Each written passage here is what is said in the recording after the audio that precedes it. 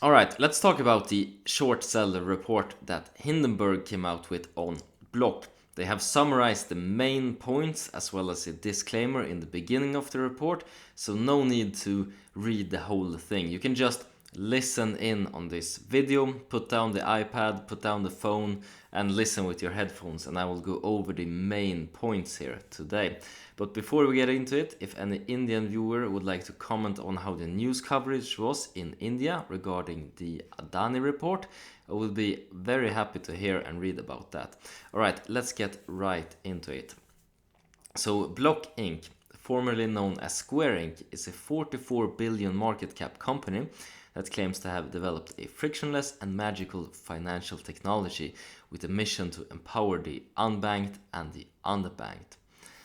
And the second point here is that their 2-year investigation has concluded that Block has systematically taken advantage of the demographics it claims to be helping. The magic behind Block's business has not been disruptive innovation, but rather the company's willingness to facilitate fraud against consumers and the government. Avoid regulations, dress up predatory loans and fees as revolutionary technology, and mislead investors with inflated metrics. Our research involved dozens of interviews with former employees, partners, and industry experts, extensive review of regulatory and litigation records, and FOIA and public record requests. Most analysts are excited about the post-pandemic surge of Block's Cash App platform, with expectations that its 51 million monthly transacting active users and low consumer acquisition costs will drive high margins and serve high margin growth and serve as a future platform to offer new products. Our research indicates, however, that Block has widely overstated its genuine user counts and has understated its consumer acquisition costs. Former employees estimated that 40 to 75% of accounts reviewed were fake, involved in fraud, or were additional accounts tied to a single individual. Core of the issue is that Block has embraced one traditionally very underbanked segment of the population, criminals. The company's Wild West approach to compliance made it easy for bad actors to mass create accounts for identity frauds and other scams, then extract stolen funds quickly. Even when users were caught engaging in fraud or other prohibited activity, Block blacklisted the account without banning the user. A former customer service rep shared screenshots showing how blacklisted accounts were regularly associated with dozens or hundreds of other active accounts suspended of fraud. This phenomenon of allowing blacklisted users was so common that rappers bragged about it in hip hop songs. Block obfuscates how many individuals are on the Cash App platform by reporting misleading transacting active metrics filed with fake and duplicate accounts. Block can and should clarify to investors that an estimate on how many unique people actually use Cash App. CEO Jack Dorsey has publicly touted, alright, this is just a comment on how many songs Cash App is in. And then some of the lyrics in this song. Not very relevant data for investors. And then Cash App cited by far as the top app used in reported US sex trafficking, according to a leading non-profit organization. Multiple department of... Alright, this is also just out of thin air, basically. Alright, so a gang named after Cash App. Failed to see how this is relevant. Man, the intro was good, and then now they're just grasping at straws here. Right, so beyond facilitating payments for criminal activity, the platform has been overrun with scam accounts and fake users, according to numerous interviews with former employees. Right, back to some more substance at least.